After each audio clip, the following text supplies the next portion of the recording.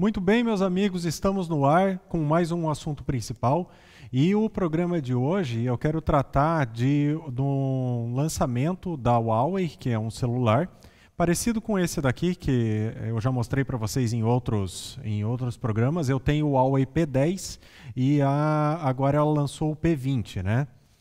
Eu já comentei sobre o lançamento desse P20, assim, meio por cima, mas o que me chamou a atenção dessa vez, e o material que eu vou trazer para vocês, é que um sujeito, deixa eu ver se eu caço o nome dele ali, ó. Tá aparecendo aí para vocês na tela. O sujeito fez a comparação entre o Huawei P10, o P20 Pro, que é o que tem a melhor câmera, né, de todas as séries, com a 5DS. Tá? Então, assim, ó, vamos botar isso daqui, depois eu acho o nome dele. Vamos botar isso daqui em pratos limpos, tá? É o seguinte, ó. Então, esse celular, esse Huawei, apesar de vocês terem visto ali, ele tem uma aparência mais ou menos que como imitando o iPhone X, ele é um celular assim muito mais poderoso em termos de câmera. Ele vem com 3 câmeras, tá? Uma dessas câmeras tem um sensor monocromático, um sensor preto e branco, igual a esse daqui, né? Então não é novidade, mas, né? Um deles é preto e branco, o outro é colorido, 40 megapixels, tá? E ainda tem um tele com uma resolução um pouquinho menor, certo? Mas então ele é para ser a melhor câmera de todos os celulares que você tem atualmente. Você já deve estar até cansado dessa história, porque todo dia lançam um celular novo e todo dia tem um melhor câmera de celular e coisa assim. O fato é que isso daqui é interessante porque foi colocado lado a lado com uma câmera de resolução ali parecida, né? Mas um sensor significativamente maior, que é um sensor full frame. Então a 5DS é a câmera de resolução da Canon. Ok, ela já está ultrapassada, já até falei disso também em outros programas, que faz tempo que a Canon está devendo uma câmera nova nesse segmento, né? Mas ela ainda é uma câmera bastante interessante. Então ela é uma full frame e ela tem, agora eu vou ter que pegar ali na tela, ela tem 50 megapixels, se eu não me engano. Acho que é 50 megapixels, tá? A resolução dela é bem alta. Aí, essa câmera, então, do celular tem 40 megapixels, certo? E o sensor desse celular, ele é praticamente o dobro do tamanho do sensor do iPhone. Então, tá aqui, ó. Esse daqui é o tamanho do iPhone. Tá? Aliás, o tamanho dele, 1 polegada dividido por 1.7, enquanto o iPhone é 1 polegada dividido por quase 3, ali, ó, 2.9, certo? Então ele é quase o dobro do tamanho do sensor do iPhone X. Então ele tem aqui, ó, um sensor com 20 megapixels, sensor e câmera, né? Bloco, sensor e câmera de 20 megapixels, monocromático. E depois esse sensor de 40 megapixels, colorido. E ainda um sensor de 8 megapixels, equivalente a 80 milímetros, tá? A lente. Então, equivalente a uma tele curta, certo? Aqui está mais ou menos a aparência do bichinho, ó. Ele é bonitinho, tá? Eu prefiro celulares que tenham as câmeras na horizontal, tá? Isso porque é o seguinte, ó. Olha aqui para mim. Ó, eu vou mostrar aqui, ó, no celular, ó, tá vendo? Se você tem as câmeras na horizontal, fica uma embaixo e uma em cima. Quando você vira ela para você fazer fotografia ou filmagem, ela fica uma do lado da outra. Ela fica uma em cima e uma embaixo. Naquele caso ali, ela fica uma do lado da outra, certo?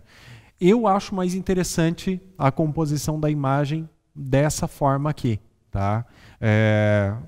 Por não afetar muito a tua perspectiva. Você não tem duas perspectivas, então o encaixe para fotografias horizontais eu acho mais interessante. Mas eles mudaram, né? Colocaram daquele jeito ali. Não sei se vai fazer assim tão grande diferença, mas eu acho melhor assim, certo? Bom, e esse celular então ele consegue trabalhar com um ISO de até 102.400. Tá, obviamente não vai funcionar que uma beleza ele com 102.400, né? Mas ele tem, certo? Aí esse sujeito aqui, ele está comparando a 5DS, ele colocou uma lente 24mm, que é a que ele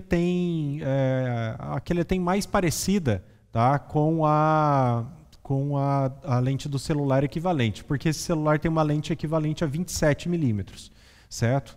E daí realmente a Canon tem 50 megapixels, então ali na continha ali um pouco mais, um pouco menos, vai dar praticamente o mesmo ângulo de visão de imagem. Bom, vamos aos resultados. Então eu quero mostrar para vocês aqui, ó, a primeira fotografia, tá? E a segunda fotografia. Uma delas é com a Canon Full Frame e outra é com o celular. Enquanto vocês vão pensando aí qual que é qual, deixa eu dar mais alguns dados. Então você tem um celular que custa menos de $1.000 ou $1.000, alguma coisa assim. Ele é barato, tá? Para o que ele entrega, ele é barato. Eu acho que é bem menos de $1.000, que já está agora. E você tem uma Canon que é a Canon quase a mais cara, a segunda mais cara, $3.000 e poucos, sem lente, né? E o celular vem completo. Ó, vou passar de novo. Qual que vocês acham que é a do celular? Qual que vocês acham que é da câmera? Tá difícil, né, julgar. Vamos ampliar essa imagem em 100%? Então aqui vamos ter uma imagem ampliada em 100%. Ó, repare que é o centro da imagem, ó, onde você tem ali, ó, a emenda aqui das paredes, a quina das paredes, ó. Tá? Olha, ó, o centro da imagem. Tá? Então aqui uma e aqui a outra. Primeira coisa, né? Pô, isso daqui está muito parecido. Mesmo na primeira imagem, sem ampliação, você olha para uma, olha para outra e... Espera aí, dá para bater uma dúvida, né? Agora, olhando a imagem ampliada, eu diria que essa dúvida persiste, porque ambas parecem muito boas. Concordam comigo?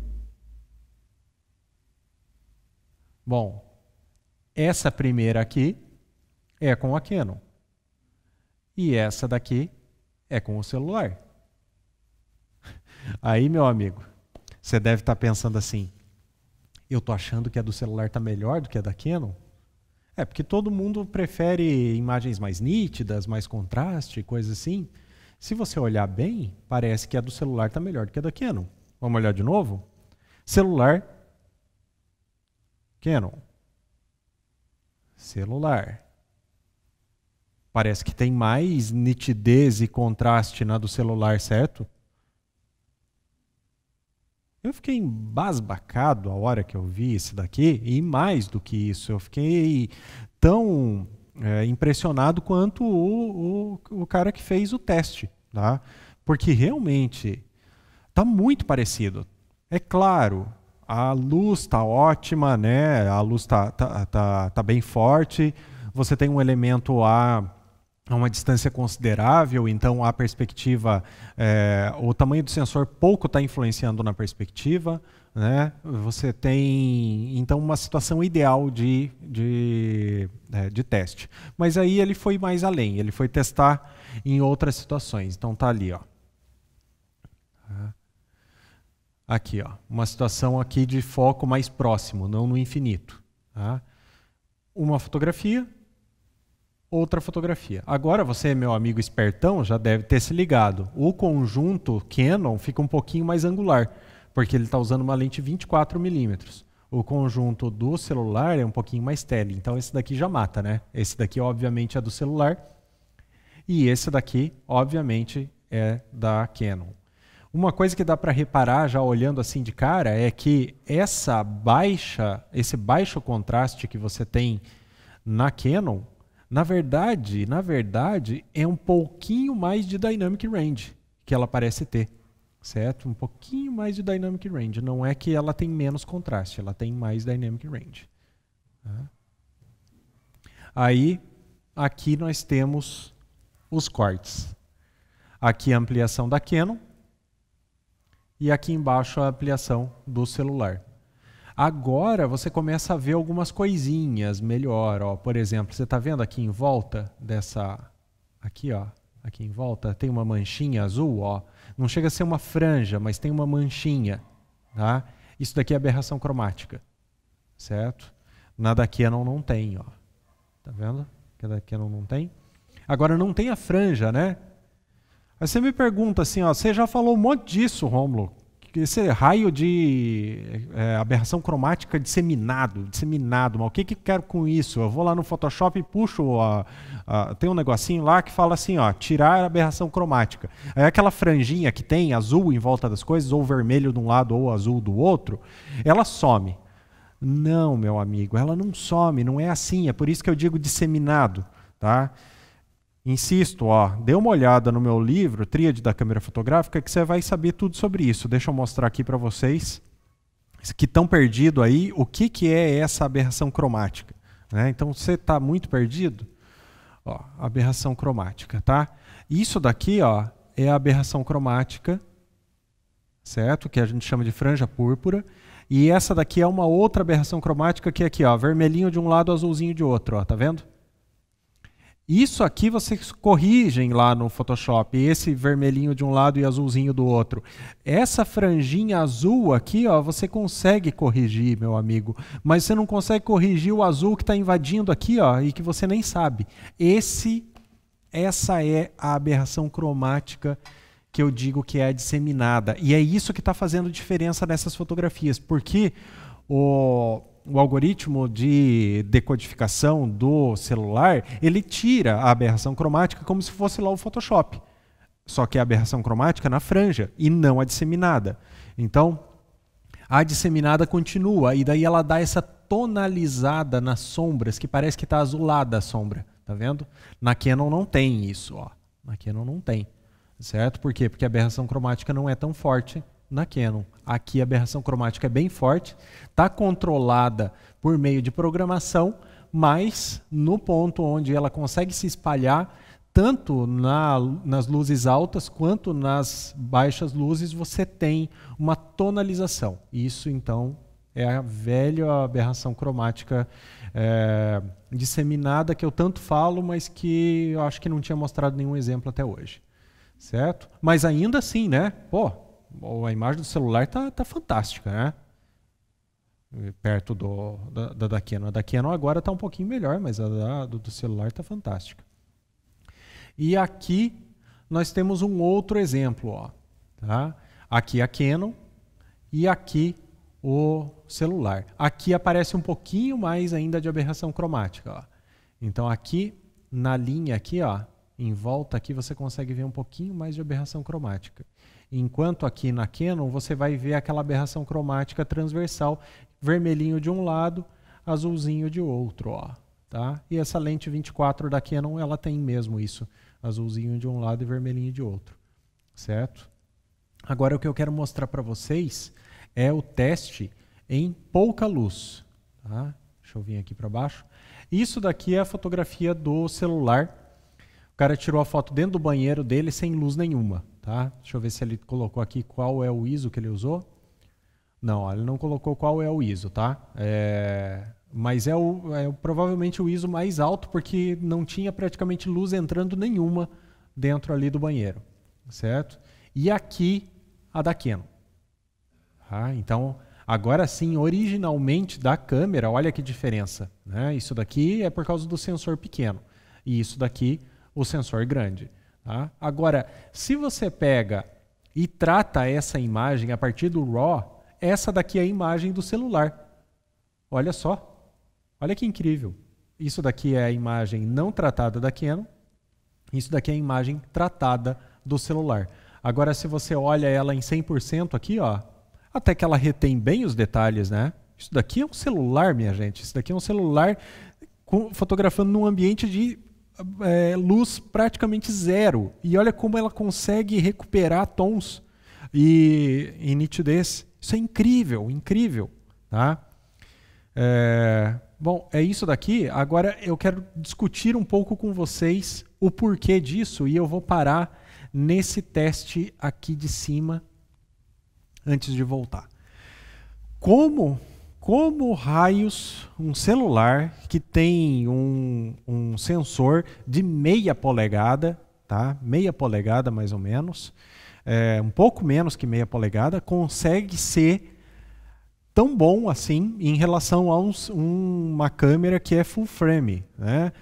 Que é óbvio, a full frame é melhor, né? Mas olha o tamanho que é uma câmera full frame, olha o peso, olha o custo que é uma full frame. E um celular, a câmera é só essa partezinha aqui de cima. Você sabe que se eles quisessem fazer um celular só com a câmera, sem a tela, ia virar um quadradinho desse tamaninho assim, ó.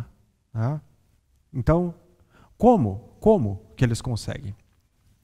A mágica é a seguinte: é quase uma inteligência artificial, certo? O nível de processamento que você tem num celular, por exemplo, esse meu aqui é octa-core, blá, blá, blá, blá, blá, blá, ele é um computador muito melhor do que a maioria dos computadores que eu já tive na vida. Esse que eu estou usando aqui agora, por exemplo, ó, é um Core i3, tá?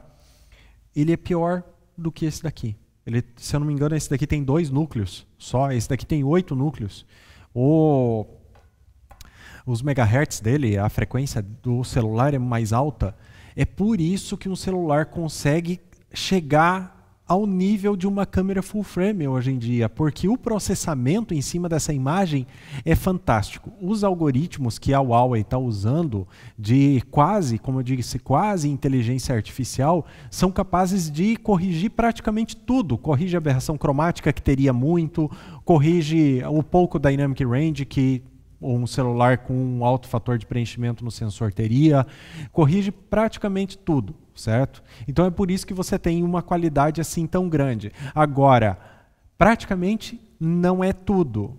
E é agora que eu quero mostrar aonde que está o calcanhar de Aquiles disso. Porque a aberração cromática disseminada, ok, vai lá e mexe um pouquinho na tonalização da foto, como se fosse o balanço de branco, e tu dá uma corrigida nessa disseminada, né? Dá para fazer um cambalacho ali. Agora olha só, olha a textura do matinho aqui, ó, certo? Essa textura aqui não é caótica, ó, tá vendo? Essa textura não é caótica. Isso daqui um algoritmo consegue identificar, tá? É uma textura padronizada, uma textura ok, fácil de quantificar matematicamente. E por isso o celular, ó, volta aqui para cima. Por isso o celular consegue dar conta, ó, tá vendo como é bom aqui, ó?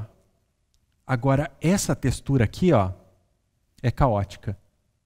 Tá vendo? Caótica para os padrões matemáticos humanos, né? Ela é caótica. Olha o que acontece quando a inteligência artificial tenta identificar essa textura e recuperar. Não parece que isso daqui foi pintado de aquarela? Olha só. Tá vendo? É isso aqui que ferra ainda com a qualidade de equipamentos de sensor pequeno. Eles já têm potência de processamento para resolver praticamente tudo. Agora ainda falta um pouquinho de inteligência para saber que uma folha pode estar em várias orientações diferentes, que ela pode estar tortinha. O mundo é analógico, o mundo não é feito de tijolinhos padronizados, o mundo é analógico. Então, quando você vai fotografar o cabelo, a texturinha da pele, folhas, coisas naturais, ele ainda não dá conta. Ele ainda não é esperto o suficiente. Então, você que eventualmente está discutindo sobre qualidade de celular e qualidade de câmera, ou lendo discussões sobre isso, ou participando de conversas a respeito disso, esse é o calcanhar de Aquiles. O que você consegue com o processamento recuperar, que é falho da parte ótica, né? Porque o problema aqui é óptico, certo? A lente é muito pequena, o sensor é muito pequeno, problema óptico. O que você consegue recuperar com o processamento ainda não é inteligente o suficiente para recuperar em todos os tipos de situações, certo? Então, é por isso. Agora, é fabuloso você poder ter um equipamento que cabe no teu bolso nesses dois sentidos, porque você pode comprar um celular que nem esse, mas você eventualmente não pode comprar uma Canon full frame que nem aquela. Esse celular cabe dentro do teu bolso, mas obviamente aquela câmera full frame não cabe dentro do teu bolso, né? Então, eu fico me perguntando o que nós vamos ver daqui, sei lá, 3, 4, 5, 10 anos, né? O que eu quero ver? Vem para mim, vem cá. tio fabricante de câmera, Canon, Fuji, Nikon, Sony, mete uns processador decente nessas câmeras e faz elas serem estratosfericamente melhores do que um celular. É simples, vocês estão perdendo a corrida, o celular está ficando esperto, a câmera tem qualidade ótica, mas cadê o processamento? Bota uns processador cavalo, aí bota uns processador de computador, aí bota uns processador de celular.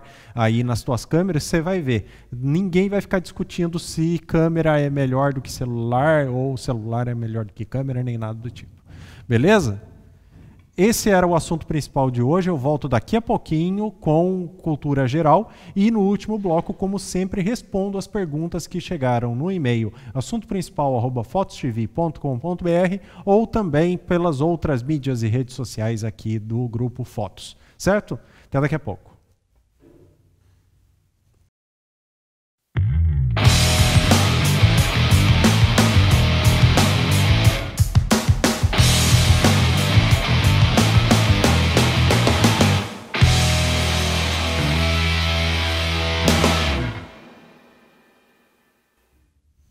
Muito bem, meus amigos, esse é o segundo bloco do assunto principal. Vou trazer aqui duas matérias que eu achei ali no site petapixel.com, que são sobre temas completamente diferentes, mas que eu achei muito pertinente porque eu consegui fazer uma ligação entre elas de estilo de fotografia. Tá? Então, o que eu vou falar é sobre um estilo de fotografia surrealista, certo?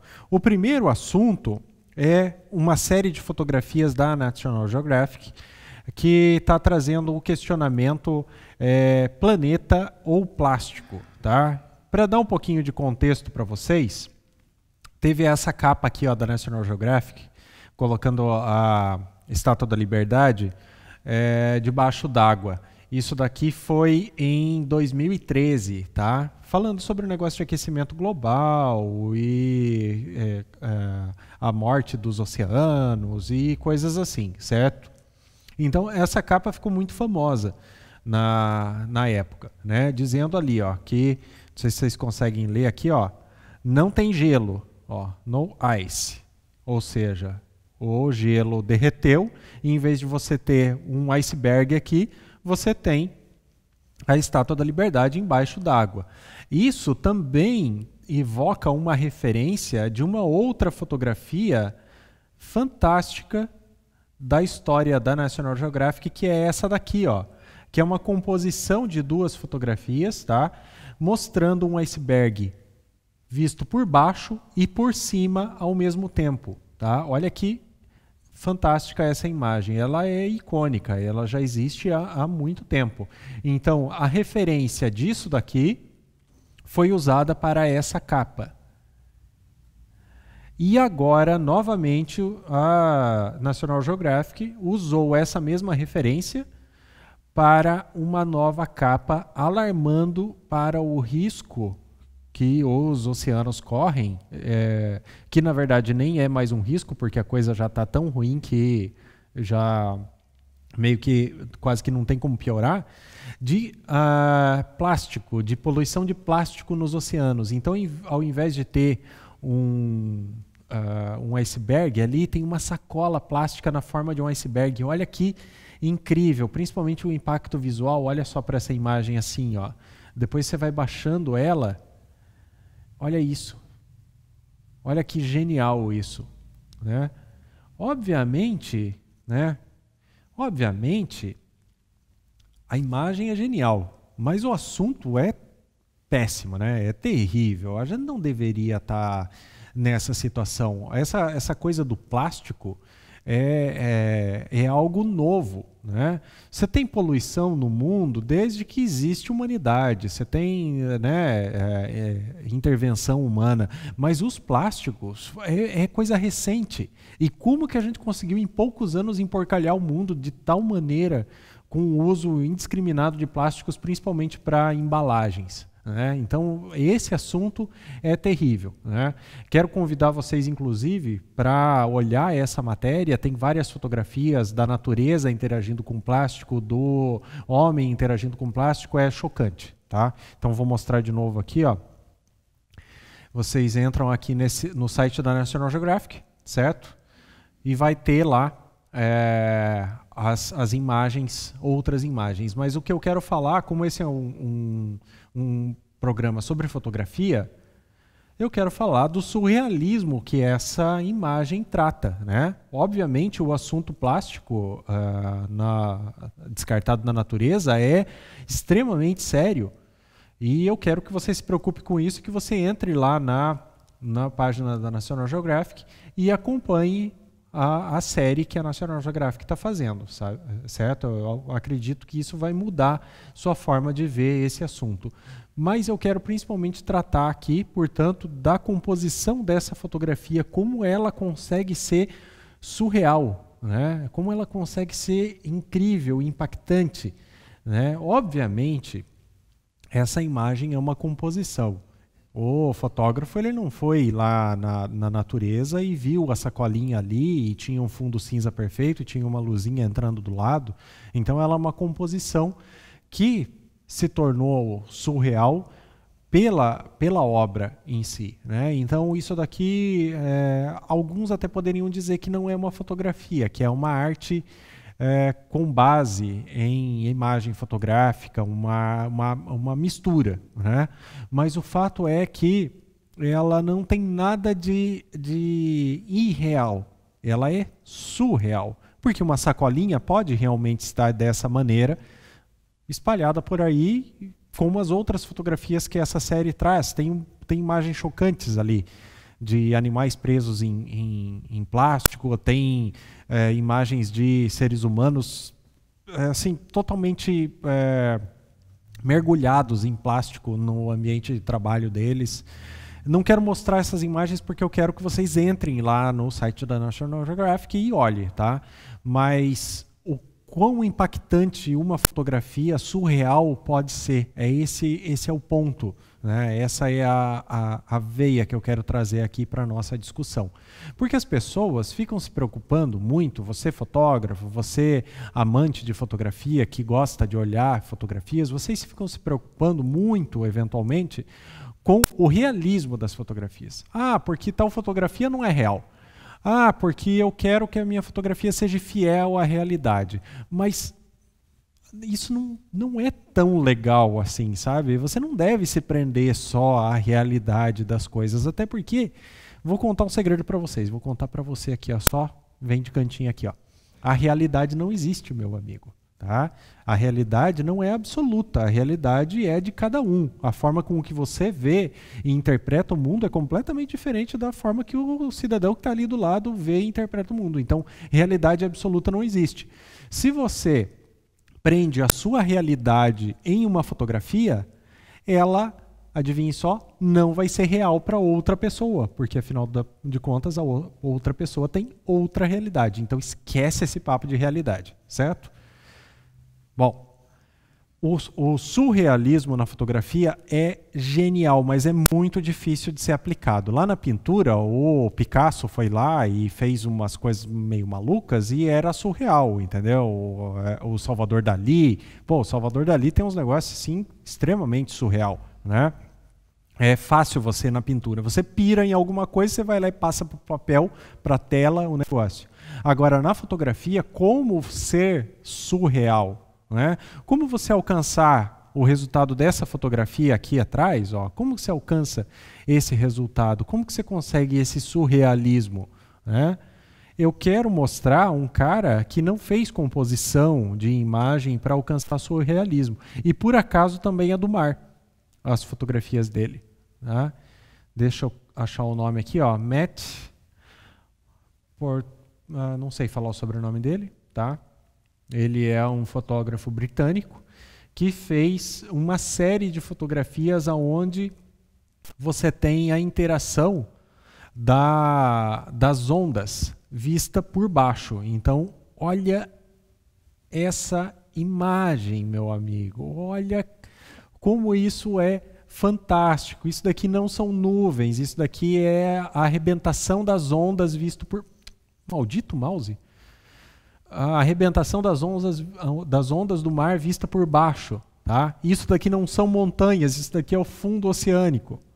E isso daqui é um mergulhador, né? Esse é o toque de surrealismo do negócio, porque um mergulhador, obviamente, não pode estar no meio das nuvens, né? Então, se não tivesse o mergulhador aqui, você ficaria extremamente na dúvida. Isso daqui poderia muito bem ser uma paisagem com nuvens, mas está um mergulhador aqui, então esse é o surrealismo dessa imagem. E para isso ele não precisou fazer nada, ele só precisou pirar e encontrar no ambiente algo que é surreal. Então ele não precisou fazer uma composição de imagem, certo? Agora, existe algum problema se ele tivesse feito uma composição de imagem? Não. Desde que ele não tivesse feito isso para enganar ninguém, né? Para ludibriar ninguém, e sim para encantar a pessoa, né? Então o surrealismo ele é encantador, certo? E eu tenho outras imagens aqui para mostrar para vocês. A série dele é incrível, olha só. Essa aqui é um pouco mais realista, né? Ela não é tão surreal assim, mas incrível da mesma forma. Essa daqui eu achei extremamente surreal. Olha que incrível, porque o surfista ali, ó, ele está totalmente imerso na água, furando uma onda. Então ele aparece com alta nitidez, mas tudo que está fora da onda não aparece. Olha que fantástico. Olha como a pontinha do pé dele aqui, ó, não aparece. Ó. Ela está em outro mundo, em outra dimensão. Isso é incrível. Né? Olha só isso daqui. Eu achei genial. Totalmente assim, explodidor de cabeças essa série fotográfica. Isso aqui também achei extremamente surreal. Então, todas elas têm um quê de surrealismo, mas algumas são incríveis demais. Isso daqui não parece uma frente de um núcleo daqueles que vai formar um tornado, um tufão, uma coisa assim, né? Aquela frente, aquela parede de nuvens vindo. Que incrível isso, né? Isso me faz lembrar também a teoria fractal, né? Da repetição de padrões em escalas diferentes, porque você tem isso daqui acontecendo na atmosfera terrestre, né? A interação das nuvens. E você tem isso num pedacinho de água ali, na interação da água. Que fantástico um fotógrafo conseguir perceber o quão isso é interessante, né? Olha só aqui outra... mouse. Outra situação onde você tem aqui um pedaço só aparecendo, ó, e depois do outro lado dessa cortina não existe mais nada, né, de imagem. Como um fotógrafo conseguiu reconhecer isso, né? Já temos aí tantos anos, tantas décadas, século de fotografia, e é a primeira vez que eu vejo fotografias sendo exploradas dessa forma, com esse tema especificamente, né? Incrível, incrível. Tá? Então eu quero deixar o convite não só para vocês olharem a fotografia, aqui ó, esse daqui é o nome do projeto, ó, tá? Então vocês podem pesquisar aqui pelo nome do projeto ou pelo nome do fotógrafo, que eu vou pegar aqui de novo, e se inspirar para fugir da realidade e fazer imagens surreais. Aqui está o nome do fotógrafo de novo. Vou deixar um tempinho na tela para que você consiga aí copiar, certo? Então, inspire-se em não só arte surrealista também, vai lá olhar os quadros do Salvador Dalí, principalmente, que eu recomendo, que é um ótimo início para você entrar no surrealismo, e depois tenta transparecer isso nas suas fotografias.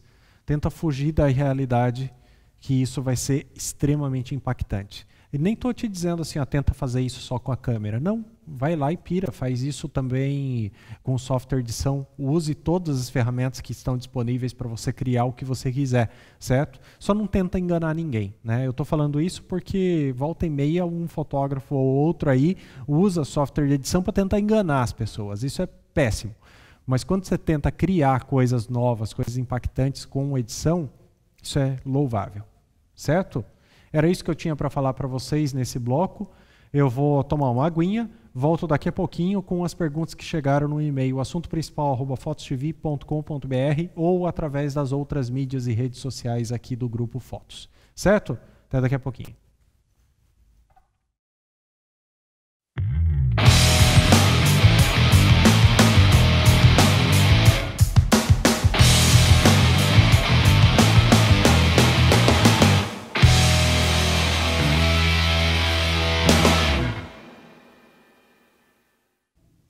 Muito bem, meus amigos, estamos de volta aqui com o assunto principal. Esse é o último bloco, é o bloco que você aí, meu amigo do YouTube, também consegue assistir, né? Tá aqui no canal da Fotos TV. Quero convidá-lo para ver o programa completo na plataforma da Fotos TV, fotostv.com.br, tá? Você entra lá, você tem 7 dias para experimentar tudo e eu tenho certeza que você vai gostar muito do nosso conteúdo e vai acabar ficando por lá como assinante. Tem um monte de cursos, tem os meus programas completos lá, tá? Hoje eu falei sobre uma comparação entre o Huawei P20, que é o celular do momento agora em termos de câmera, e a 5DS, que é uma câmera de alta resolução full frame, 50 megapixels da Canon. E no segundo bloco eu falei sobre fotografia surreal, certo? Bom, este bloco eu costumo responder a várias perguntas que chegam, mas dessa vez eu separei apenas uma pergunta, tá? Por quê? Porque é uma perguntinha um pouquinho complicada e eu não quero fazer vídeos muito longos, certo? A pergunta é a seguinte, porque eu vivo dizendo assim, ó, mirrorless, né? Então, fico falando sempre sobre mirrorless, tá? Até o livro, né, mirrorless, você já conhece aí, né? Já está acompanhando nós há muito tempo. Aí a dúvida aqui no Brasil normalmente está entre Sony e Fuji. Por quê? Porque são as duas câmeras que é um pouco mais fácil conseguir aqui em território nacional. Não quer dizer que as outras são ruins. Panasonic, Olympus, a da Xiaomi, a YI, o que mais que tem? Da Leica, né? Nem se fala, ótimas, só que muito caras. Ou seja, tem um monte de câmera mirrorless por aí, mas aqui no Brasil o pessoal fica na dúvida e vem sempre me perguntar: Fuji ou Sony? Fuji ou Sony? Bom, se você quer uma full frame, só pode ser Sony. Ó, já matei metade da charada, tá fácil o meu trabalho hoje, né? Se você quer uma full frame, Sony. Por quê? Porque a Fuji só tem APS. Certo? Tá resolvida essa parte? Beleza. Segunda parte. Se você quer uma APS, Fuji ou Sony? Bom, as duas séries de câmeras atuais usam o mesmo sensor, 24 megapixels produzido pela Sony, certo? A Fuji coloca o seu mosaico, não o Bayer, o X-Trans, que é o filtro de cores que está em cima do sensor, certo? Sony usa o Bayer comum e a Fuji usa o X-Trans. Faz diferença para uma câmera de 24 megapixels ter o X-Trans? Ó, bem pouquinho, eu não sei se faz assim tanta diferença, sabe? Eu já falei aqui, inclusive, que eu acho que o tio Fuji, num futuro, vai ter que abandonar esse negócio do X-Trans, porque os benefícios que ele traz já não são assim, sabe, aquelas coisas. Isso porque a resolução dos sensores vai subindo e quanto mais alta a resolução do sensor, menos sentido faz você ter o padrão X-Trans, certo? Bom, então praticamente dá na mesma qualidade de imagem, tanto da Fuji quanto da Sony. Afinal de contas, as duas usam o mesmo sensor com pequeníssimas variações. Eu já fiz aqui análises comparando a Alpha 6500, que é a top de linha APS-C da Sony, com a Fuji X-T2/X Pro 2, que é a top de linha da Fuji. Tem também a XH1, né, recente lançamento aí, mas ela é praticamente a X-T2, só que com o corpo maior, estabilização de imagem no sensor e com o processamento um pouquinho melhor para conseguir te dar mais qualidade em vídeo. Ela praticamente é uma versão da X-T2, portanto, para fazer vídeo, mas a qualidade de imagem para fotografia é exatamente a mesma, não há diferença, certo? Então eu já fiz comparações, né? Se você caçar aí nos vídeos do assunto principal, você vai encontrar isso, tá?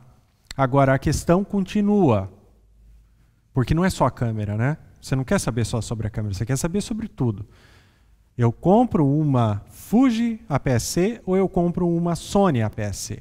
Aí eu te digo o seguinte, as Sonys são mais baratas. As Sonys não têm o X-Trans para te atrapalhar na hora que você vai fazer a edição no Lightroom ou no Photoshop, por exemplo. Tá? As Sonys tem uma qualidade de imagem em vídeo, principalmente no 4K, melhor, porque ela faz um subsampling de 6K ou 5K, tá? Então ela tem uma qualidade melhor, certo? A Fuji tem um corpo melhor. A câmera da Sony é muito pequenininha, eu acho, tá? Ela é ruim de pegar. A da Sony é pequenininha, né? A APS, certo? A da Fuji é melhor, a pegada dela é mais bacana. Ela tem o estilo de uma DSLR, então o visor é centralizado, né? Enquanto a da Sony tem o estilo rangefinder, é bem curtinha, minúscula, certo? A Sony tem estabilização de imagem em todas as versões. A da Fuji só na XH1, certo? Estabilização de imagem no sensor. E a XH1 custa $2.000. Um absurdo. Tio Fuji, vem cá. Vem falar aqui comigo. Eu queria uma XH1, sabia? Quando você falou que ia lançar, eu estava pensando assim, eu acho que essa vai ser minha próxima câmera. Mas $2.000 não dá. Tá? Ela entrega o mesmo que a Sony entrega, mas a Sony custa $1.300, $1.400. É muita diferença. Dá para comprar uma lente com essa diferença. E aí que é o ponto. A grande sacada é você pensar globalmente. Então, Fuji ou Sony APS-C. Pense nas lentes. E assim você vai conseguir decidir se a Fuji ou a Sony é para você. Porque até agora o que eu disse é a câmera da Sony é melhor do que a da Fuji. Tá, a da Fuji tem uma pegada melhor e os controles são melhores. Mas, né, o sensor é um pouquinho melhor do da Sony, a estabilização de imagem, a qualidade de imagem no geral, né? Agora, as lentes da Sony não são grande coisa. Principalmente se você está tratando das lentes de entrada. Então, você está comprando uma APS-C porque você quer entrar no mundo das mirrorless e você quer comprar aquelas lentes básicas, 18-55 e a 50mm intermediária, não a mais luminosa, um meio termo, né? A da Sony é ruim, né? E a da Fuji é maravilhosa. Todas as lentes da Fuji, com exceção de raríssimas, 16-55, 18 f2.0, com raríssimas exceções, as lentes da Fuji são maravilhosas, né? E é isso, então, que eu vou trazer. E é por isso que eu disse que eu não quero ter outras perguntas para responder hoje, porque esse assunto já é grande o suficiente por conta própria. Eu tenho aqui, ó, a 1670. É mais ou menos a de entrada da Sony, mas não é bem a de entrada, tá? Porque eu não quero comparar aquela lentezinha de kit a mais podrinha. Eu quero comparar uma lente de kit mais razoável. Você está comprando a top de linha APS-C. Você quer uma lente equivalente, né? Então essa daqui é a 1670 f4, tá? Tá aqui a carinha dela, ó. Ela está montada em uma Alpha 6000, tá? Mas a Alpha 6000 tem o sensor de 24 megapixels também, igual a 6500. Aqui está a aparência dela estendida, ó. Tá vendo que ela estende, né? Obviamente é uma lente de kit, não dava para esperar que ela fosse com o corpo rígido, né? Aí você tem aqui a fórmula ótica, tal. Ó, ela tem estabilização de imagem e ela funciona em conjunto com a estabilização do sensor, tá? Vamos ver aqui os resultados dela, ó, de distorção, tá? A distorção da imagem em 16mm, olha, é alta, né? 16mm a distorção da imagem está dando 13% em barril. Agora vamos ver a da Fuji, e daí eu vou abrindo em paralelo as coisas. A da Fuji que eu vou abrir é uma 1855 2.8 f4. O que ela perde em range, ela não é 1670 que nem a outra, né? Ela ganha porque ela tem um ponto a mais quando ela está aberta, ó. Então ela é 2.84 e não só 4.4, certo? Tá aqui a carinha dela, ó. Tá vendo que é até parecida uma com a outra? Se olhar de relance assim nem dá para perceber a diferença, né? Vamos abrir o teste e vamos ver o primeiro quesito, que é a distorção. Aqui, ó. 18mm, 4, tá, de distorção. Também é bastante alta a distorção da Fuji, tá? Nesse quesito, a da Sony... Peraí. Deixa eu pedir uma licença aqui para você. Esse mouse desse computador é uma porcaria, meu amigo. Eu tô sem meu mouse hoje, eu tô usando o trackpad. Como é que pode esse negócio? Faz anos que eu não uso e eu fico mexendo com a página. Então me desculpe, eu vou mexer com a página muitas vezes sem querer quando eu tentar mostrar para vocês o lugar onde eu quero mostrar. Bom, vamos voltar para lá. Tá? Então assim, ó, nesse quesito, a da Sony é melhor. Tá? Então, em Angular, a da Sony tem 3% e a da Fuji tem 4,5%. Em Tele, vou passar direto para o Tele, 78% de distorção em travesseiro. A da Sony em 70%, 1,2% de distorção em travesseiro. Então, em termos de distorção, a da Sony, a lente Premium Kit da Sony é melhor do que a da Fuji, apesar de ter um range maior, certo? Vamos passar para o próximo quesito. Vinheta. A da Sony, em 16mm, tem uma vinheta de 2,4 pontos de luz, mais ou menos, quando ela está totalmente aberta. Depois essa vinheta vai caindo, né? Eu diria assim, ó, 2 pontos de luz é inaceitável, certo? Em qualquer lente, 2 pontos de luz é muita coisa. Agora assim, ó, 1,3, 0,8, isso daqui é ok, isso passa. Vamos ver a da Fuji. Vinheta. Olha, a da Fuji tem esse daqui, ó, o padrão de vinheta dela. Tá? No arquivo RAW, não corrigido. Aqui é corrigido. Ó. Então você tem que olhar esse daqui. Tá? Ela tem aqui ó, bem alto, tá? Mas a vinheta dela cai mais do que a da Sony. Certo? Aqui a vinheta dela, deixa eu ver se tem os números. Eles não colocaram aqui os números não corrigidos, ó, mas está chegando aqui em 2, tá? Praticamente.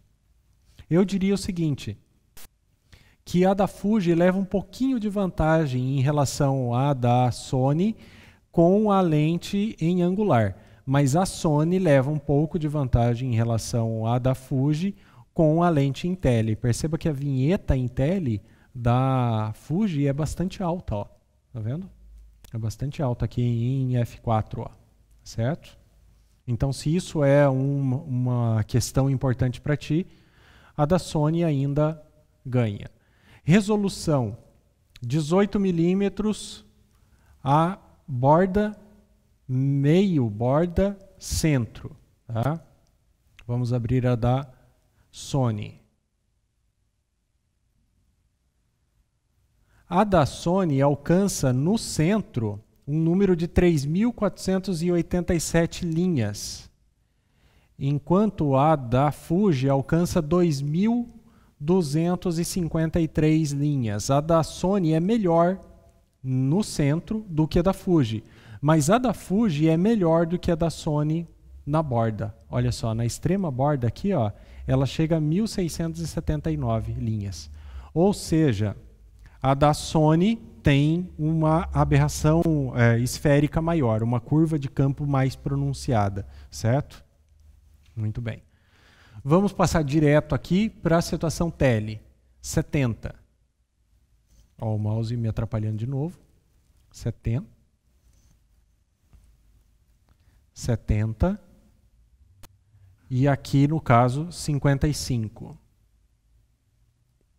Tá? De novo, olha, a da Fuji é muito mais equilibrada em relação a centro, borda e meia borda. Ela consegue alcançar aqui, ó, todos os números acima de 2.000 e o centro 2.600 linhas. Enquanto a da Sony, no centro, de novo, ó, no centro ela é mais nítida, mas na borda ela perde bastante, ó, certo? Ela não alcança 2.000 linhas na borda. Ou seja, meu amigo, se você quer uma lente para ser nítida no quadro todo, a da Fuji é melhor, num geral. Se você precisa de nitidez só no centro da tua imagem, né, se a maior parte das tuas fotografias você precisa só de nitidez mais no centro, a da Sony vai ser ok, um pouco melhor, mas ok. Eu prefiro uma lente mais equilibrada. Então, no quesito nitidez, a da Fuji ganha, certo? Para os meus padrões. Então, ela perdeu na distorção, ganhou na nitidez. Bom, vamos ao próximo. Próximo quesito aqui é aberração cromática. Tá? Essa daqui é a da Sony. A aberração cromática dela é bastante alta. Tá? Ó, eu vou mostrar o gráfico aqui. Ó. E a simulaçãozinha aqui embaixo. Ó, isso daqui é uma aberração cromática transversal. Ela é fácil de resolver em software, mas ela, mesmo assim ela dá uma tingida na imagem como um todo. E esse tingimento geral, que é a aberração cromática disseminada, você não consegue corrigir. E a da Fuji, a aberração cromática dela, ó, bem baixinha. Tanto que os caras nem fizeram teste. Praticamente em todas as situações está abaixo de 1.4 pixel aqui, ó, tá? Que é a largura. E aqui, ó, praticamente todas as situações está em cima de 1.6 pixels. Chegando aqui, ó, a quase 3 pixels de largura, certo? Mesmo em F11, ó, perceba que não adianta você fechar. A aberração cromática transversal, você fecha e não adianta, certo? Não tem correção. E esse é o ponto principal. Já respondi para algumas pessoas que me fizeram perguntas sobre lentes da Sony. O problema da Sony, assim, que é matador, é a aberração cromática. A aberração cromática das lentes da Sony é muito alta. Se você vai fazer fotografia de uma noiva, por exemplo, você vai fazer fotos de 3 noivas. Uma noiva vermelha, uma noiva branca no meio e uma noiva azul do outro lado, certo? Se você vai fazer uma foto se você corrige isso, mas você faz ela desfocada, você vai ter uma noiva azul atrás, uma noiva branca na frente e uma noiva verde no pré-foco. Horrível, horrível. Isso daí é lamentável. Tem como corrigir no computador? Tem como você dar uma maquiada, mas não tem como corrigir assim 100%. Enquanto as lentes da Fuji são muito boas em termos de aberração cromática. Agora eu quero abrir aqui a lente 50mm, que é a outra lente que todo fotógrafo iniciante deseja. Aqui uma 50 f2, tá, da Fuji. Vamos passar direto aqui para os testes, para esse vídeo não ficar muito longo, certo? Eu tenho aqui a distorção, ó. Distorção não corrigida, isso é importante, tá? Tem que pegar ela não corrigida. E a distorção é baixa, é menos de 1% em travesseiro, certo? Menos de 1% em travesseiro. A da Sony não tem uma f2, é 1.8. Ela é um pouquinho mais luminosa, tá? Quase nada mais luminosa do que a da Fuji. Não faz assim grande diferença em termos de dificuldade para fabricar ela. De novo, olha só, a da Sony ela é muito melhor em termos de distorção, tá? 0,2 de distorção em travesseiro, certo? Então muito mais baixa. Agora, em termos de vinheta, eu tenho aqui, ó, 1,5 de luz praticamente em 1.8. Vamos ver a da Fuji. Sem correção, ó, 1,5 também, ó, tá? Um pouquinho mais, certo? Então a vinheta, de novo, ó, perceba que isso é meio que padrão. A da Sony é melhor em termos de distorção, as duas são mais ou menos equivalentes em termos de vinheta, certo? Agora a gente vai passar para o teste de nitidez, certo? Então no gráfico MTF, tenho aqui, ó, a Fuji alcançando mais de 6.690 linhas no centro, perdendo muito pouco na borda, certo? Perde muito pouco na borda. E a da Sony alcança quase 3.000 linhas no centro, mas perde muito na borda. Então ela tem muita aberração esférica, a curva de campo dela é muito pronunciada. Tá perdido, meu amigo, com esse negócio, aberração esférica, curva de campo, tríade da câmera fotográfica? Compre meu livro que você vai saber tudo sobre isso. Aqui, todo esse pedaço aqui do livro, ó, é sobre lente. Aqui você vai saber tudo que você precisa para entender isso, tá? Mas o caso é óbvio, né? Menos a aberração esférica mais nitidez. Todo mundo é doido para ter lente nítida, então a da Fuji é mais nítida e mais equilibrada do que a da Sony. A da Sony só ganha exatamente no centro da imagem, certo? Mas é muito raro alguém precisar de nitidez só no centro da imagem. Vamos para o último teste, que é o da aberração cromática. A aberração cromática da Sony, ó, quase 2 pixels, quase 1,5 pixel, 1,5 pixel, dá para dizer, em todas as aberturas, ou seja, ela é a aberração cromática transversal, tá? E aqui está o testezinho dela, ó. Tá vendo aqui, ó? No pós-foco ela é verde, no pré-foco ela é um magenta, dá para chamar de magenta. Ou seja, todas as coisas que estiverem fora de foco para trás vão ficar esverdeadas. Tudo que estiver fora de foco para frente vai ficar avermelhado. É aquele negócio que eu falei lá da noiva. Tá? Deixa eu ver se tem um outro teste aqui. Não, não tem outro teste, mas ó, perceba que isso daqui influencia também no bokeh. Ó. O bokeh está no pós-foco, certo? Então está verde, ó, em volta. Tá? Então isso é bem ruim. Vamos para a da Fuji. Aberração cromática da Fuji, ó. Mínima, praticamente menos de meio pixel, tá? Em todas as aberturas. Olha como não influencia tanto no bokeh, ó. Tem um pouquinho aqui, ó, tem uma corzinha, mas não influencia tanto, ó. Certo? Vamos ver aqui no teste aqui de baixo. Olha só. Tá aqui a aberração cromática, ó, mas olha como ela é fraca, ela é pequena e ela é verde atrás também e também magenta na frente. Vou abrir de novo essa daqui, lado a lado, tá? Então tá aqui. Olha que diferença. Se o mouse deixar, né? Olha que diferença você tem entre essa e essa. E olha a nitidez também como é diferente. Por que a nitidez é diferente? Justamente por causa da aberração esférica, que é muito mais pronunciada na lente da Sony, certo? Então é isso. Resumindo tudo, tá?